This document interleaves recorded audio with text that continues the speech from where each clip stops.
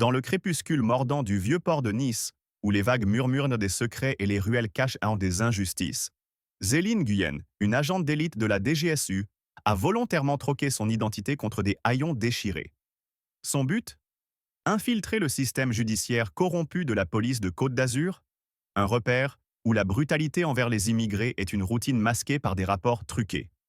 Ce soir-là, sous un ciel d'orage menaçant, deux officiers, Bastien Faucon et Rémi Laveau, repèrent Zélie, assise sur un banc, un livre usé à la main, sa peau sombre scintillant sous la lumière d'un réverbère. Avec un rictus méprisant, Faucon s'approche, sa matraque tapotant sa paume. Regarde ça, Rémi, une Africaine qui lit. Elle croit qu'elle peut jouer les savantes ici lance-t-il, sa voix dégoulinante de racisme. Sans avertissement, il arrache le livre de Zélie, le jette dans une flaque et éclate d'un rire cruel, suivi par Lavaux qui ajoute « Rentre dans ton désert, sale immigré ». La foule autour s'arrête, mais personne n'ose intervenir, paralysé par la peur. Zélie, les poings serrés, sent une rage bouillonnante monter en elle, mais son silence est une arme. Chaque mot, chaque insulte raciste est capturé par un micro dissimulé dans son écharpe élimée, prêt à faire tomber un système pourri. Cette mission n'est pas seulement une enquête, c'est une vengeance personnelle, un cri de justice pour tous ceux que la société a écrasés sous le poids de la haine et du mépris. Avant de plonger dans cette histoire, si vous êtes prêt à vibrer avec une intrigue explosive, commentez 1 et abonnez-vous à la chaîne. Si elle ne vous plaît pas, eh bien, laissez un like quand même. Et surtout, restez jusqu'à la fin pour une révélation choc qui va vous couper le souffle. Quelques jours après l'incident humiliant au vieux port de Nice, où Zélie Nguyen avait été publiquement rabaissée, son livre jeté dans une flaque par l'officier Bastien Faucon, l'atmosphère du palais de justice vibrait d'une tension électrique, saturée par l'odeur âcre du bois verni et de l'indifférence institutionnelle. Les murs, ornés de portraits sévères de magistrats oubliés, semblaient absorber la clameur des injustices quotidiennes. Ce matin-là, Zélie, enchaînée comme une criminelle, entra dans la salle d'audience, ses vêtements rapiécés et son visage volontairement marqué par la crasse. Les rires moqueurs des officiers Bastien Faucon et Rémi Laveau, postés au fond de la salle, éclatèrent comme des coups de fouet. « Regarde cette clocharde africaine !» lança Faucon, son ton dégoulinant de mépris raciste. « Elle croit qu'elle va jouer les victimes devant le juge ?» Laveau, mâchant un chewing-gum avec une nonchalance provocante, ajouta « Une immigrée comme elle n'a rien à faire ici, sauf balayer les rues. » Leurs paroles, chargées de haine, visaient à briser Zélie, à la réduire à une ombre insignifiante. Les spectateurs, avocats et greffiers, détournèrent les yeux, complices par leur silence.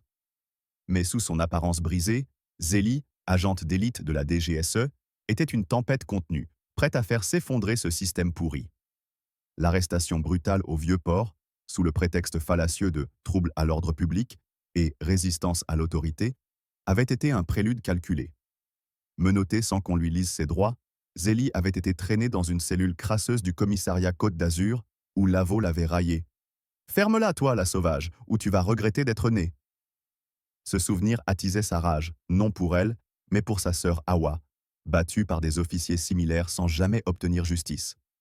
Cette fureur, elle la canalisait dans son silence stratégique, chaque mot raciste et chaque geste méprisant devenant une arme pour son plan méticuleux. Maintenant, dans cette salle d'audience, elle était prête à frapper.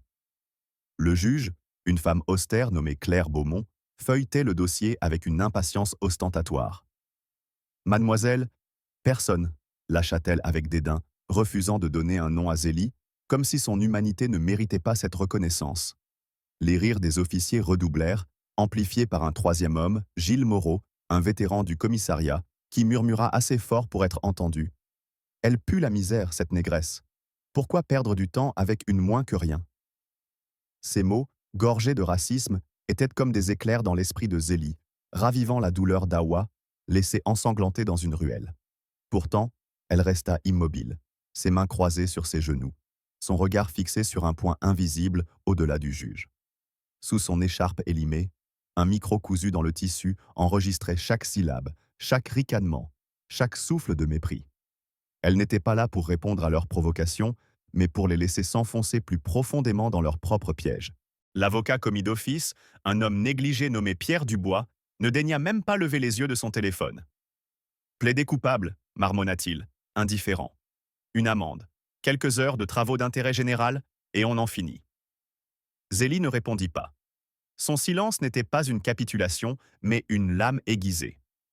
Elle tapotait discrètement son genou, activant la transmission des enregistrements vers un serveur sécurisé de la DGSE, où son partenaire, Léonard Toussaint, surveillait chaque instant en temps réel. Les officiers, confiants dans leur impunité, poursuivaient leur moquerie.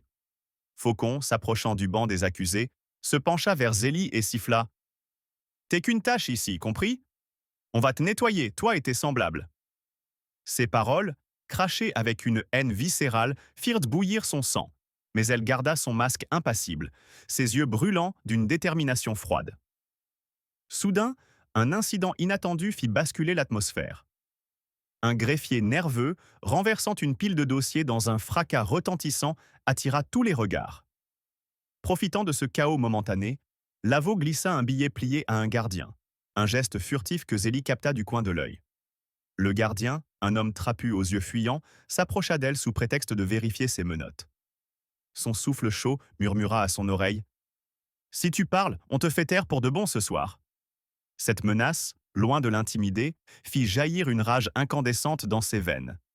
Elle comprit que la corruption s'étendait au-delà des officiers, gangrénant jusqu'aux gardiens du tribunal.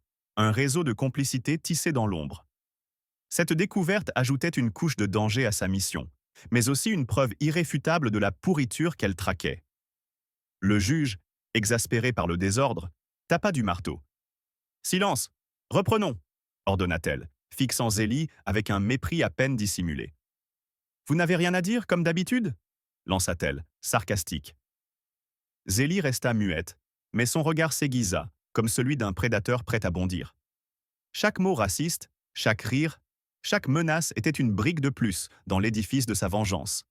Elle n'était pas là pour se défendre, mais pour exposer un système qui prospérait sur l'humiliation des plus vulnérables. Les officiers, le juge, le gardien, tous jouèrent leur rôle dans cette farce cruelle, ignorant qu'ils dansaient sur une corde prête à se rompre sous le poids de la vérité qu'elle s'apprêtait à révéler. Dans l'enceinte oppressante du palais de justice de Nice, où l'humiliation de Zélie Nguyen avait atteint son paroxysme, la salle d'audience semblait figée dans une routine d'indifférence. Les rires cruels des officiers Bastien Faucon et Rémi Lavaux, leurs insultes racistes et la menace sournoise du gardien résonnaient encore dans l'air lourd, comme des échos d'un système gangrené. Mais Zélie, sous son apparence de misère savamment orchestrée, n'était pas une victime passive. Chaque mot de mépris, chaque geste de dédain était capturé par le micro dissimulé dans son écharpe usée, transformant l'arrogance de ses bourreaux en preuves accablantes. Alors que le juge ordonnait la reprise de l'audience, Zélie restait immobile, ses mains croisées, son silence chargé d'une fureur contenue. Elle n'était pas là pour répondre à leurs provocations, mais pour les laisser s'enfoncer davantage dans l'abîme de leur propre corruption. Loin des regards détournés du tribunal, Zélie avait passé des semaines à tisser son piège avec une précision chirurgicale. Chaque insulte raciste, chaque procédure bafouée, chaque ricanement était un fil de plus dans la toile qu'elle construisait pour faire tomber le commissariat Côte d'Azur. Sous son écharpe, le micro-miniature, relié à un transmetteur dissimulé dans une couture, enregistrait en continu, envoyant chaque son à un serveur sécurisé surveillé par Léonard Toussaint, son partenaire à la DGSE. Ce jour-là, dans la salle d'audience, son silence n'était pas un signe de faiblesse, mais une arme aiguisée, prête à trancher. Alors que le juge, Claire Beaumont, lançait un regard dédaigneux en sa direction, Zélie tapotait discrètement son genou, un code discret pour signaler à Toussaint que le moment critique approchait. Elle savait que chaque seconde passée sous les rires et les insultes renforçait son dossier, mais la rage qui bouillonnait en elle, alimentée par les souvenirs d'Awa, sa sœur battue, et de Safia, humiliée dans les ruelles, menaçait de déborder. Pourtant, elle restait de marbre, ses yeux brûlants d'une détermination froide, attendant l'instant parfait pour frapper. Soudain, un événement inattendu fit monter la tension d'un cran. Un officier subalterne, nerveux, entra précipitamment dans la salle, interrompant l'audience. Il s'approcha du juge et murmura à son oreille, son visage blême. Les spectateurs échangèrent des regards perplexes, tandis que Faucon et Lavaux, jusque-là arrogants, se figèrent, sentant un malaise grandissant. Le juge, irrité par cette intrusion, aboya. « Qu'est-ce que c'est? Parlez clairement !»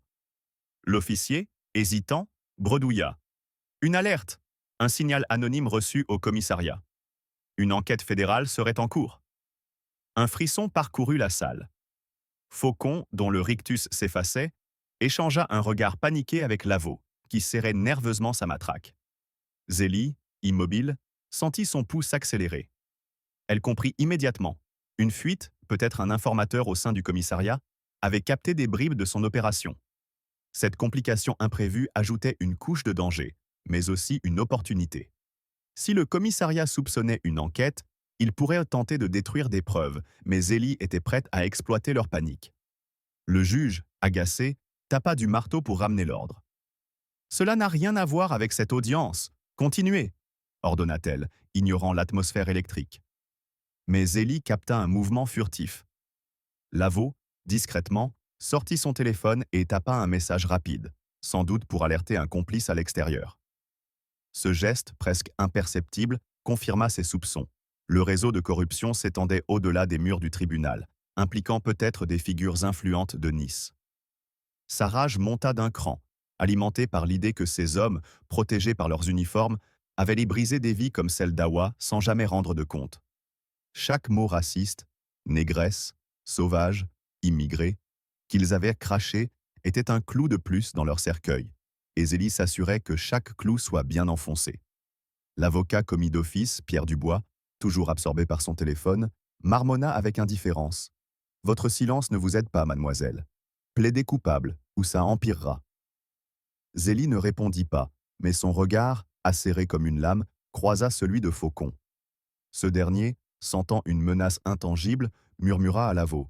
« Elle nous regarde trop, ça me plaît pas. » Leur nervosité était palpable, et Zélie s'en délectait intérieurement. Elle savait que leur arrogance, nourrie par des années d'impunité, les aveuglait face à la tempête qu'elle préparait. Chaque insulte raciste, chaque procédure ignorée, chaque menace voilée, comme celle du gardien promettant de la faire disparaître, était enregistrée, stockée, prête à exploser. Elle n'était pas là pour se défendre, mais pour exposer un système qui prospérait sur l'oppression des plus vulnérables. Un système qui tolérait des officiers comme Faucon, qui avait jeté son livre dans une flaque en riant, ou Lavaux, qui avait osé la menacer de nettoyage. Alors que l'audience reprenait, un nouveau détail attisa la fureur de Zélie. Un spectateur, un homme d'âge mûr vêtu d'un costume coûteux, observait la scène depuis le fond de la salle avec un sourire énigmatique. Zélie le reconnut immédiatement. Marc Vasseur, un conseiller municipal connu pour ses liens étroits avec le commissariat Côte d'Azur. Sa présence n'était pas anodine. Était-il là pour superviser, pour s'assurer que l'affaire de Zélie soit étouffée comme tant d'autres? Cette pensée fit jaillir une colère incandescente dans ses veines.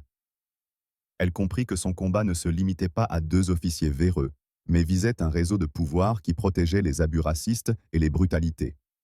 Zélie, toujours silencieuse, tapota son genou une fois de plus, un signal à Toussaint pour intensifier la surveillance. Elle n'était pas une victime dans cette salle, mais une chasseresse.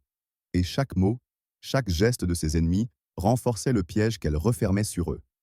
L'audience, avec son décor solennel et ses acteurs corrompus, était sur le point de devenir le théâtre d'une explosion de vérité, un cri de justice pour Awa, Safia, et tous ceux que ce système avait écrasés sous le poids de la haine. Des années plus tôt, dans une ruelle sombre de Marseille, Zélie, alors adolescente, avait assisté à une scène qui avait brisé son innocence. Sa sœur aînée, Awa, rentrait d'un cours du soir lorsqu'elle fut arrêtée par deux officiers pour un simple contrôle d'identité. Awa, étudiante brillante d'origine sénégalaise, avait osé demander pourquoi elle était ciblée. La réponse fut brutale, des coups de matraque, des insultes racistes, « sale négresse, ferme-la » et une arrestation sans motif. Zélie, cachée derrière un conteneur, avait vu sa sœur traîner au sol, son visage ensanglanté, son sac d'école déchiré. Le rapport officiel parla de « résistance à l'autorité », mais il n'y avait ni caméra ni justice. Awa, traumatisée, abandonna ses études et sombra dans le silence. Ce soir-là, une fureur naquit dans le cœur de Zélie, une promesse muette de ne jamais laisser ce système impuni. Cette rage, forgée dans la douleur, la guida vers la DGSE, non pour la gloire, mais pour infiltrer les rouages d'une machine qui broyait les innocents comme Awa. Cette mémoire brûlante refaisait surface dans la salle d'audience, chaque insulte de faucon, clocharde africaine, et chaque ricanement de Lavo ravivant la blessure. Zélie, sous son apparence de misère, n'était pas là pour se défendre, mais pour venger Awa et tous ceux que le commissariat Côte d'Azur avait écrasés. Sa mission n'était pas un simple devoir professionnel. C'était une croisade personnelle, une quête pour arracher le voile de l'hypocrisie qui protégeait les abuseurs. Chaque mot raciste enregistré par son micro, chaque procédure bafouée, était un pas de plus vers la destruction de ce système. Mais la tension monta d'un cran lorsqu'un nouvel élément inattendu surgit. Pendant une pause dans l'audience, alors que le juge consultait ses notes, Zélie capta un échange furtif entre Faucon et un homme en civil, un officier de liaison du commissariat, qui glissa une clé USB dans la poche de Faucon. Ce geste, rapide mais chargé de sens, fit bondir son cœur. Était-ce une tentative de détruire des preuves incriminantes avant que l'enquête fédérale signalée plus tôt ne les atteigne? Cette découverte amplifia sa rage, confirmant que la corruption s'étendait bien au-delà des murs du tribunal. Le juge, ignorant ce manège, rappela l'audience à l'ordre. « Mademoiselle, parlez ou nous avancerons sans vous », lança-t-elle, son ton cinglant. Faucon, sentant l'agitation grandir, murmura à Lavo. « On doit sortir d'ici avant que ça dégénère. » Mais Zélie, toujours silencieuse, intensifia son regard, ses yeux perçant les leurs comme des dagues. Elle tapota son genou une fois de plus, un signal à Léonard Toussaint pour accélérer la récupération des données. Sa fureur était désormais une force vive, canalisée dans chaque fibre de son être.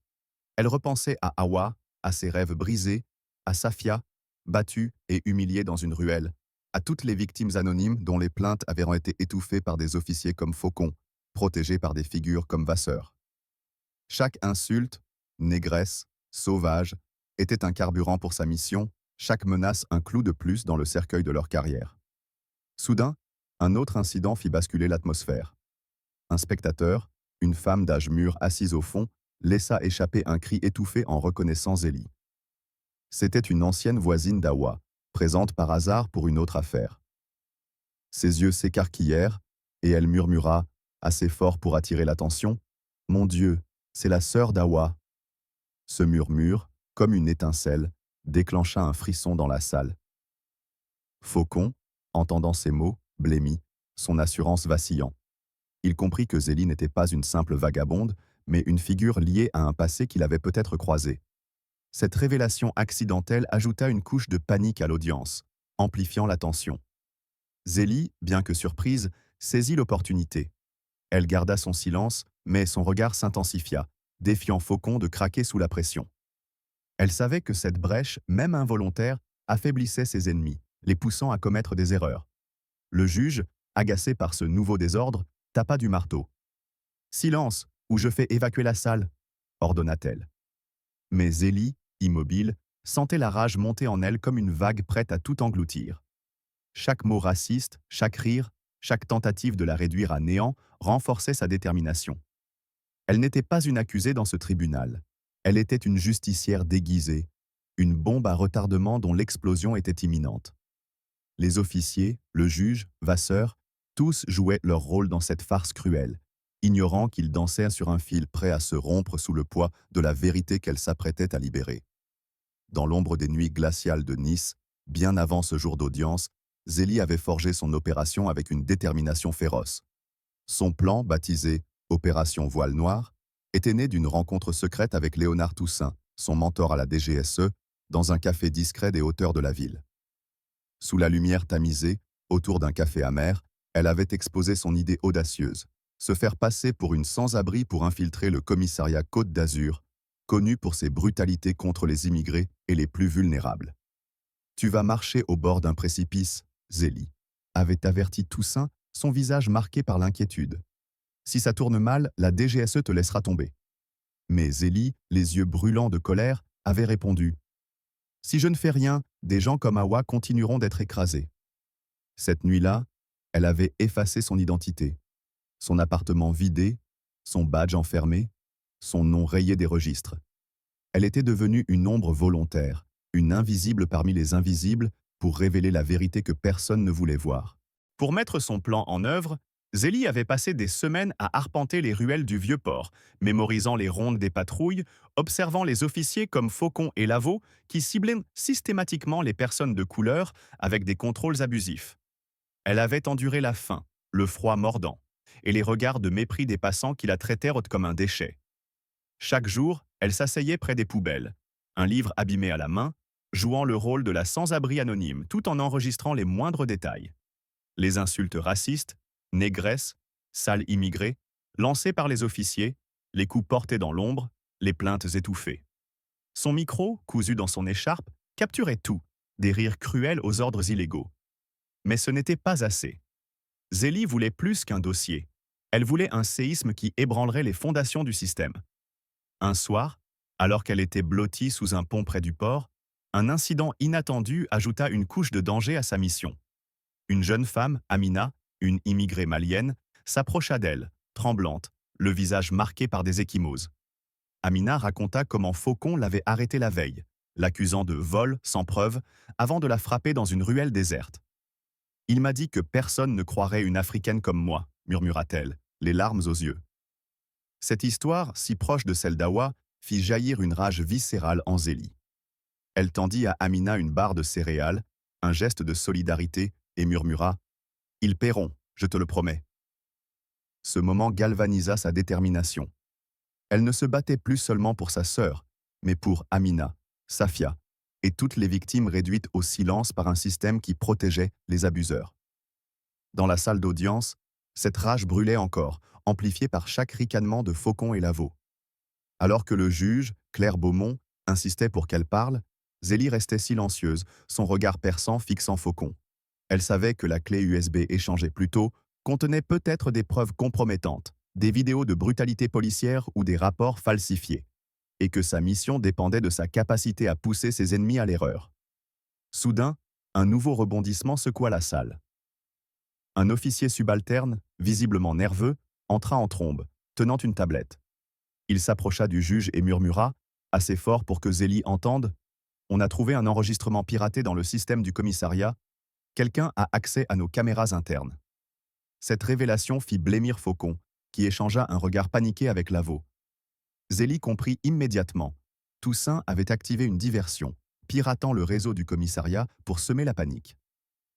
Cette tactique inattendue intensifia la tension, mettant les officiers sur le fil du rasoir. Le juge, exaspéré, tapa du marteau. « Cela n'a rien à voir avec cette affaire !» cria-t-elle. Mais Zélie, toujours immobile, sentit son pouls s'accélérer. Chaque insulte raciste, chaque menace, chaque tentative de la réduire à néant était un carburant pour sa mission. Elle tapota son genou, signalant à Toussaint de poursuivre la transmission. Sa rage, nourrie par le souvenir d'Awa, d'Amina et de toutes les victimes anonymes, était une force vive. Elle n'était pas une accusée dans ce tribunal, mais une justicière déguisée, prête à faire tomber un empire de corruption.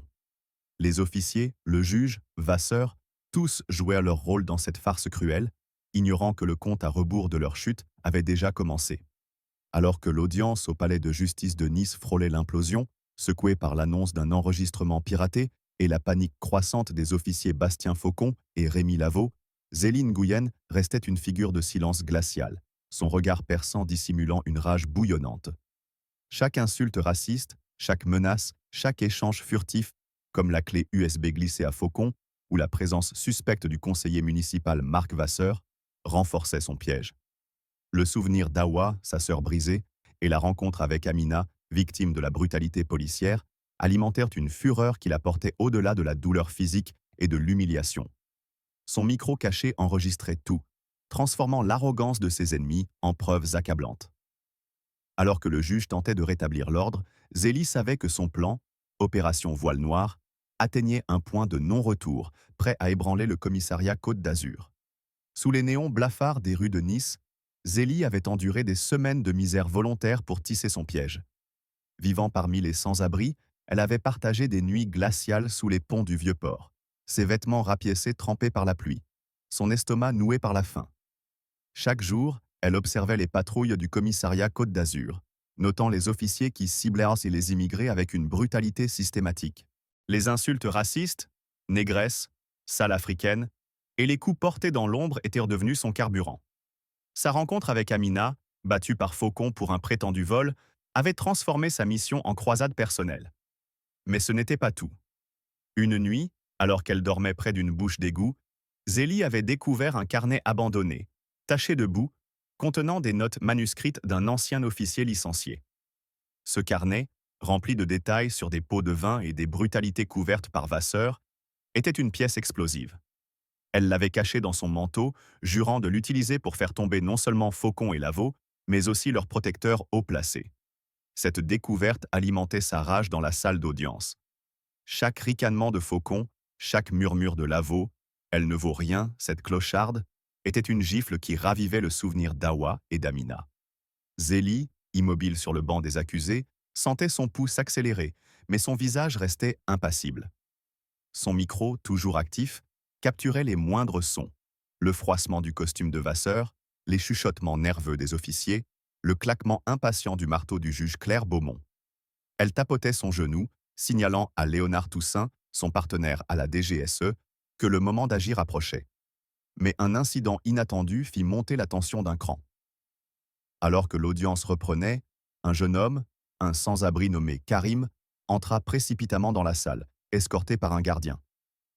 Ses vêtements déchirés et son regard hanté attirèrent l'attention. Il pointa Faucon du doigt et cria « C'est lui! Il m'a battu hier soir. Il a dit que les Arabes comme moi n'avaient rien à faire ici. » La salle s'embrasa, les spectateurs murmurant, le juge abasourdi. Faucon, blême, tenta de nier, mais son tremblement trahissait sa culpabilité. Ce cri spontané de Karim, une victime de plus du commissariat, était un cadeau inattendu pour Zélie. Elle comprit que la panique semée par le piratage du système, combinée à cette accusation publique, poussait ses ennemis à l'erreur. Lavaux, nerveux, murmura à Faucon « Il faut faire taire ce gamin, vite !» Mais leurs chuchotements furent captés par le micro de Zélie, ajoutant une preuve accablante à son dossier. Sa rage, nourrie par des années d'injustice, atteignait son apogée. Elle repensait à Awa, traînée au sol, à Amina, battue sans raison, et maintenant à Karim, dont le courage spontané exposait la brutalité raciste du système. Chaque insulte, chaque coup, chaque plainte étouffée était une raison de plus pour détruire ce réseau de corruption. Zélie savait que le carnet trouvé sous le pont, avec ses révélations sur Vasseur, serait la clé pour impliquer les hautes sphères, mais elle devait attendre le moment parfait pour l'utiliser. Le juge, dépassé par l'agitation, tapa du marteau. « Silence !» hurla-t-elle, mais sa voix tremblait. Elle fixa Zélie, son regard oscillant entre mépris et incertitude. « Vous parlez, ou je vous fais expulser !» lança-t-elle. Zélie resta muette, son silence plus menaçant que n'importe quel cri. Elle capta le regard de Vasseur, assis au fond, son sourire énigmatique remplacé par une sueur visible. Il savait que quelque chose clochait, mais ignorait l'ampleur du piège. Zélie, elle, sentait la tempête approcher. Chaque mot raciste, chaque menace, comme celle de Lavaux promettant de nettoyer les indésirables, était un clou de plus dans leur cercueil. Elle tapota son genou une dernière fois, un signal à Toussaint pour préparer l'intervention finale. Elle n'était pas une accusée, mais une justicière, une bombe prête à exploser. La salle, avec ses officiers arrogants, son juge complaisant et ses protecteurs corrompus, était sur le point de devenir le théâtre d'une révélation qui ébranlerait Nice. Un cri de justice pour Awa, Amina, Karim et tous ceux que le système avait réduits au silence. Dans l'instant suspendu qui suivit le cri de Karim, la salle d'audience sembla retenir son souffle, comme si le temps lui-même attendait l'inévitable. Zélie, toujours assise sur le banc des accusés, ses menottes mordant ses poignets, sentit le poids des regards converger vers elle. Ceux des officiers, du juge, des spectateurs, et même de Vasseur, dont le sourire énigmatique s'était mué en une grimace crispée. Le juge Claire Beaumont, dépassé par l'agitation, tapa du marteau avec une fureur mal contenue. « Silence, ou je fais évacuer la salle !» cria-t-elle, mais sa voix trahissait une incertitude croissante. Zélie, immobile, releva lentement la tête, son regard perçant traversant Faucon comme une lame. Elle n'était plus une ombre anonyme. Elle était une tempête prête à tout balayer. D'un mouvement délibéré, elle tapota son genou une dernière fois, signalant à Léonard Toussaint, son partenaire à la DGSE, que l'heure était venue. Puis, dans un silence assourdissant, elle se leva, ses chaînes cliquetant comme un glas. Assez, dit-elle d'une voix claire, tranchante, qui figea la salle. Chaque syllabe portait la colère accumulée des années, la douleur d'Awa, la souffrance d'Amina, le courage de Karim. Elle plongea la main dans son manteau déchiré, ignorant les murmures paniqués des officiers, et en sortit un petit portefeuille en cuir usé. D'un geste précis, elle l'ouvrit, révélant un badge doré de la DGSE, scintillant sous les néons blafards. « Je suis Zélie Nguyen, agente spéciale de la DGSE », déclara-t-elle, sa voix résonnant comme un coup de tonnerre. « Et vous, officier Faucon et Lavaux, êtes sous enquête fédérale pour brutalité, abus de pouvoir et violation des droits civils aggravés par le racisme. » La salle explosa en murmures, les spectateurs se penchant en avant, les greffiers s'arrêtant de taper, le juge blêmissant. Faucon, livide, recula d'un pas, tandis que Lavaux, tremblant, lâcha sa matraque qui roula au sol dans un bruit métallique. Soudain, un rebondissement inattendu fit grimper la tension. Vasseur, sentant le vent tourner, tenta de quitter la salle discrètement, mais Zélie, d'un regard acéré, l'interpella. « Monsieur Vasseur, restez où vous êtes. Votre nom figure dans un carnet que j'ai trouvé, détaillant vos arrangements avec le commissariat. » Cette révélation, comme une bombe, fit taire la salle. Vasseur s'immobilisa, son visage décomposé, tandis que les spectateurs échangeaient des regards choqués. Zélie sortit de son manteau le carnet taché de boue, le brandissant comme une arme. Pot de vin, falsification de rapports, protection d'officiers corrompus, tout est ici, ajouta-t-elle, sa voix vibrante de rage. Cette accusation publique, visant un homme influent, amplifia la panique des officiers. Faucon, désespéré, cria « C'est un mensonge, elle fabrique tout ça !» Mais sa voix tremblante trahissait sa peur. Zélie, implacable, activa un petit haut-parleur caché dans son manteau. La voix de Faucon emplit la salle, enregistrée la veille.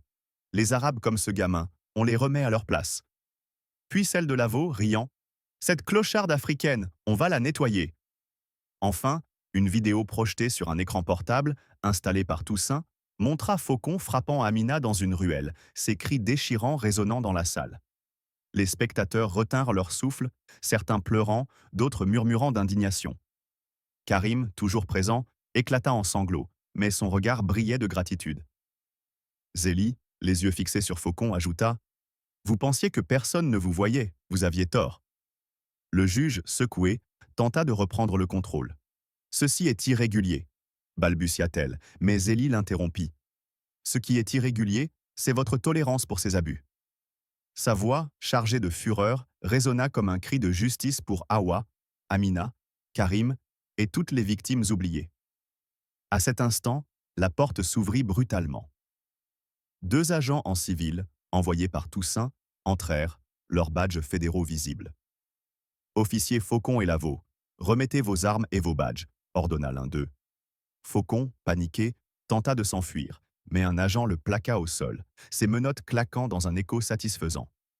Lavaux, tétanisé, s'effondra sur une chaise, marmonnant « On ne savait pas ». Zélie, implacable, rétorqua « Vous saviez exactement qui vous brutalisiez. Vous avez juste choisi les mauvaises cibles. » La salle, figée dans un mélange de choc et de colère, vibrait d'une énergie nouvelle. Zélie, debout, son badge à la main, incarnait une justice que personne n'avait osé espérer. Chaque insulte raciste, chaque coup, chaque plainte étouffée avait conduit à ce moment. Elle n'était pas une victime, mais une guerrière, et son cri de rage avait ébranlé les fondations d'un système pourri. Le commissariat Côte d'Azur, Vasseur et tous leurs complices allèrent tomber, et Zélie, portée par la mémoire d'Awa, ne s'arrêterait pas avant que justice soit rendue.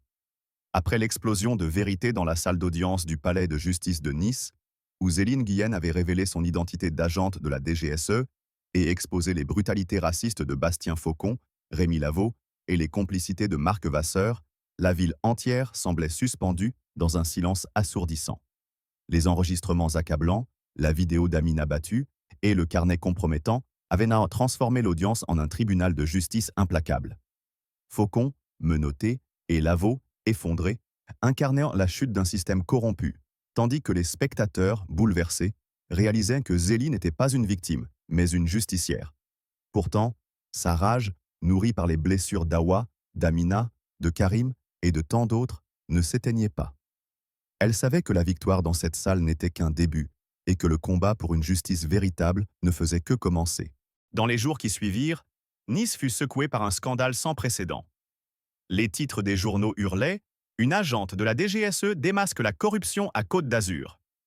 Les vidéos de l'audience, fuitées par un spectateur anonyme, envahirent d'un mot les réseaux sociaux, montrant Faucon et Lavaux s'effondrer sous le poids de leurs propres paroles racistes. Zélie, toujours hantée par la douleur d'Awa, refusait de se poser en héroïne. Sa fureur, loin de s'apaiser, se tourna vers les structures qui avaient permis ces abus. Le commissariat Côte d'Azur fut placé sous enquête fédérale, Faucon et Lavaux suspendus sans salaire, leurs badges confisqués, leurs carrières anéanties. Vasseur, impliqué par le carnet de Zélie, démissionna sous la pression, mais elle savait que des hommes comme lui avaient des alliés tapis dans l'ombre. Cette pensée ravivait sa colère, une flamme qui la poussait à aller plus loin, à s'assurer que personne ne pourrait refermer ce Pandora de la vérité. Un événement inattendu intensifia l'onde de choc. Une semaine après l'audience, une manifestation éclata devant le commissariat, menée par Amina et Karim, soutenue par des centaines de citoyens, immigrés, sans-abri, étudiants, tous unis par un cri commun, « Plus jamais ». Amina, le visage marqué mais la voix ferme, brandit une pancarte. « Pour Awa, pour nous tous, justice ». Zélie, présente incognito dans la foule, sentit sa gorge se serrer. Cette révolte spontanée, née de sa révélation, était un hommage vivant à sa sœur et à toutes les victimes qu'elle avait juré de défendre. Mais la manifestation tourna au drame lorsque des officiers anti-émeutes, fidèles à l'ancien régime du commissariat, chargèrent la foule, lançant des gaz lacrymogènes. Karim, frappé à la tête, s'effondra, du sang coulant sur son visage. Ce spectacle, retransmis en direct par des journalistes, raviva la rage de Zélie. Elle comprit que le système, même blessé, se défendait avec une violence désespérée. Cette brutalité galvanisa son combat. Zélie, après avoir quitté la DGSE, une décision prise dans la solitude d'une chambre d'hôtel anonyme, fonda une organisation communautaire, Voix des oubliés, pour donner une plateforme aux victimes du système. Lors de la première réunion, dans un gymnase prêté à Nice, des dizaines de personnes se présentèrent. Safia, guérie mais marquée, raconta son agression. Amina parla de son arrestation injuste. Une mère pleura son fils, mort en détention sans explication. Zélie, sans badge ni titre, écoutait, sa colère transformée en un feu constructif. « Nous ne sommes pas ici pour nous plaindre », déclara-t-elle, sa voix vibrante d'émotion. « Nous sommes ici pour nous voir, pour nous entendre, pour exiger que Nice change. » Chaque témoignage était une pierre dans l'édifice d'une justice nouvelle, mais Zélie savait que le chemin serait long. Un autre rebondissement marqua son parcours. Un soir, alors qu'elle rentrait d'une réunion, Zélie trouva une lettre anonyme glissée sous sa porte. À l'intérieur, une liste de noms, des officiers, des politiciens, des avocats, liés à un réseau de corruption plus vaste que celui de Vasseur. Une note griffonnée ajoutait « Ils savent pour vous. Soyez prudente ». Cette menace, loin de l'effrayer, attisa sa fureur. Elle comprit que son combat avait dérangé des puissants, mais cela ne faisait que renforcer sa détermination. Elle contacta Toussaint, toujours loyal, pour sécuriser la liste, jurant de poursuivre l'enquête, même sans le soutien de la DGSE. Sa rage, née dans les ruelles où Awa avait été brisée, était désormais une force inextinguible. Dans les semaines qui suivirent, Voix des oubliés grandit, attirant des bénévoles, des avocats pro bono et même des officiers repentis. Une fresque murale, peinte sur un mur du Vieux-Port, devint un symbole. Des mains entrelacées, noires, blanches, jeunes, vieilles, s'élevant vers un ciel d'azur, avec ces mots « Nous n'étions jamais invisibles. Vous avez juste refusé de nous voir. » Zélie, contemplant cette œuvre un matin, sentit une larme couler. Non de tristesse, mais de défi. Sa colère, canalisée dans ce mouvement, avait donné une voix aux sans-voix. Elle n'était pas une héroïne, mais une vérité que Nice ne pouvait plus ignorer. Le combat continuait, pour Awa, Amina, Karim et tous ceux que le système avait tenté d'effacer, mais qui, grâce à elle, se relevaient, plus forts, plus visibles, plus vivants que jamais.